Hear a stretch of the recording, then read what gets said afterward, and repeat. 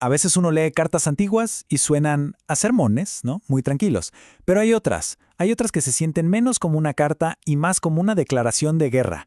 Hoy vamos a analizar una de esas, la Epístola a los Gálatas, un documento que arde con una intensidad que de verdad todavía podemos sentir casi 2000 años después. A ver, imagínense recibir una carta que arranca de esta forma. Nada de saludos cordiales, nada de cómo están. Pablo, el autor, va directo al grano, con una acusación que mezcla sorpresa y traición.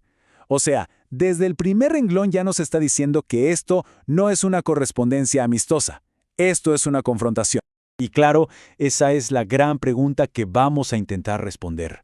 ¿Qué pudo haber pasado para provocar una reacción tan visceral en una de las figuras más importantes del cristianismo primitivo? Vamos a meternos de lleno en este misterio histórico para entender el porqué de su furia. Para empezar a responder, tenemos que ver qué hay detrás de esta carta. Y lo que hay es ira, pura ira.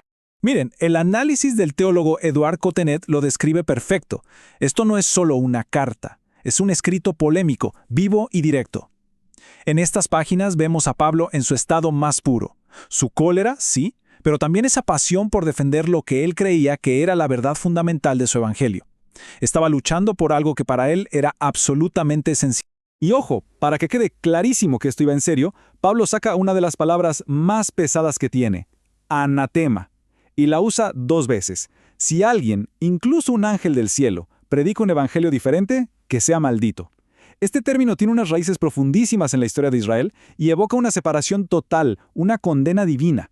No es que no estuviera de acuerdo, no. Estaba declarando una guerra espiritual en toda regla. Ahora, ¿quiénes estaban del otro lado? ¿Quiénes recibieron esta carta tan intensa? Hablemos de los Gálatas, porque su historia con Pablo es, de verdad, la clave de todo esto. Para entender por qué Pablo estaba tan furioso, hay que entender la relación tan personal que tenía con ellos. Los Gálatas no eran una comunidad cualquiera. Pablo llegó con ellos casi por accidente porque una enfermedad lo obligó a detenerse. Y ellos, en vez de rechazarlo, todo lo contrario, lo cuidaron, lo recibieron con un cariño increíble, como a un ángel de Dios, así lo dice él mismo. Por eso es que su deserción se siente no solo como un debate de ideas, sino como una traición personal, y una muy profunda. Ok, entonces, vamos al meollo del asunto. ¿Cuál fue la chispa que prendió toda esta mecha? Resulta que, en cuanto Pablo se va, aparece otro grupo de misioneros. Y aquí está lo importante, no eran enemigos de afuera, eran otros cristianos.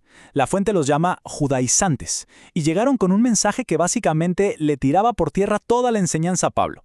Le estaban diciendo a los Gálatas, miren, lo que les dijo Pablo está bien, pero le falta una parte fundamental. Y aquí podemos ver el choque de trenes, la diferencia clave entre los dos mensajes. Para Pablo era simple, la fe en Cristo te da libertad y salvación, punto. Pero para estos otros era, fe en Cristo, sí, claro, pero además había que seguir la ley judía, con la circuncisión como el gran símbolo. O sea, no eran 2 versiones de lo mismo, eran 2 evangelios totalmente opuestos. Bueno, ¿y por qué tanta insistencia con la circuncisión? Porque para ellos no era un simple ritual, para nada.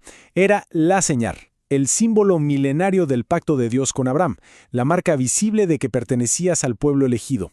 Desde su punto de vista, para ser parte de las promesas de Dios, este paso era innegociable. Era, digamos, la puerta de entrada oficial a la familia de Dios. Entonces, ¿cómo responde Pablo a este ataque tan directo? Pues con un contraataque brillante, radical y centrado en una sola palabra, libertad. Pero fíjense, antes de desarmar el argumento de sus oponentes, Pablo hace algo clave. Defiende su propia autoridad.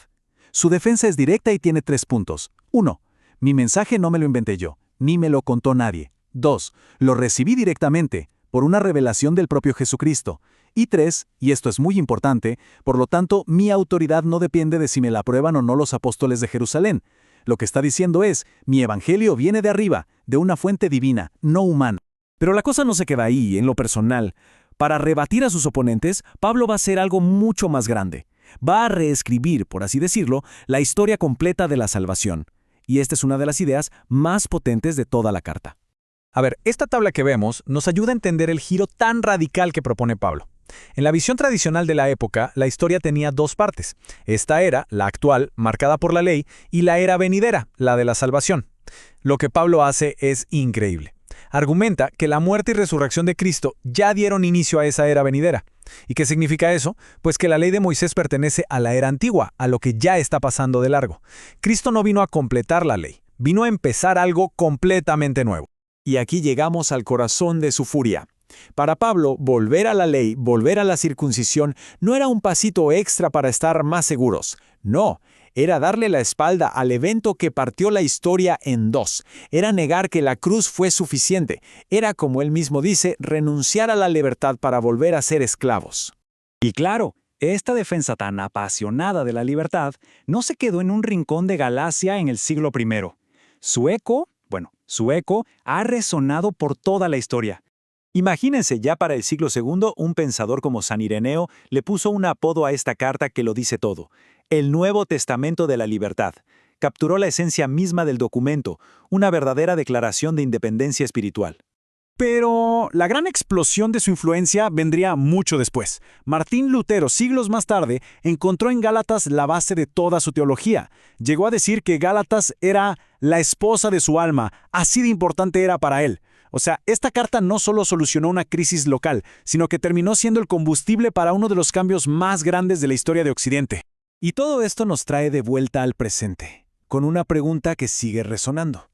La lucha de Pablo era contra un sistema de reglas religiosas. Hoy, quizás nos enfrentamos a otros sistemas, ideologías, presiones sociales, identidades que nos quieren imponer. Y la pregunta de Pablo, esa que lanzó con tanta furia hace 2000 años, ¿sigue ahí, flotando en el aire?